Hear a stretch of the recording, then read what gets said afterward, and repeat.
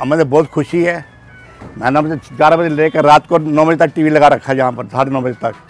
जब तक वो आया नहीं तब तक अपना टीवी नहीं बंद करा हमने। तो हमें बहुत खुशी है, हमारे भारतवर्ष को बहुत खुशी है। ये जो हुआ है ऑब्वियसली बहुत सारा फॉरेन प्रेशर से हुआ है जो पॉलिटिकल सर्किट में था उनके। तो अगर वो प्रेशर ना रहा होता इंटरनेशनल कंट्रीज़ मतलब जैसे यूएस से है, सो काफ़ी ज़्यादा प्रेशर रहा होगा, अदरवाइज़ पाकिस्तान छोड़ने वाला नहीं था।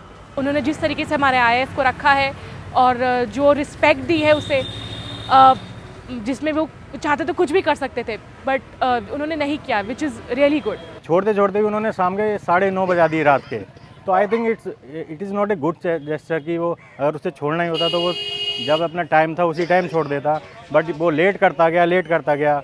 और मैंने ये भी देखा कि ये कुछ वीडियो भी ट्रोल हो रहा है यूट्यूब पे कि उसको कुछ बुलवाया गया अगेंस्ट इंडियन आपका मीडिया और इंडियन। तो ये सब बेकार है, कुछ इंडिया पाकिस्तान बदलने वाला है नहीं। प्रैक्टिकली विदिन 72 आवर्स हमारे पायलट वापस आ गए अपनी कंट्री में।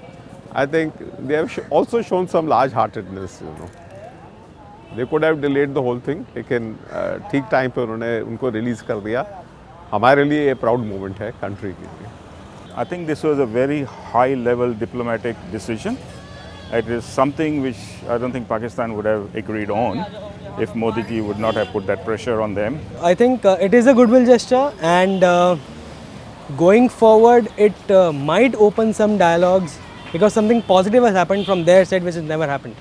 इससे ये इंडिकेट होता है कि now we must respect the international law, और उसमें जो जिनेवा कन्वेंशंस हैं दोनों कंट्रीज़ फॉलो कर रही हैं।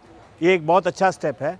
और अगर हमें ये पता लगता है कि अभिनंदन के साथ कोई ज़ोर ज़बरदस्ती नहीं हुई तो it will be something worth appreciating.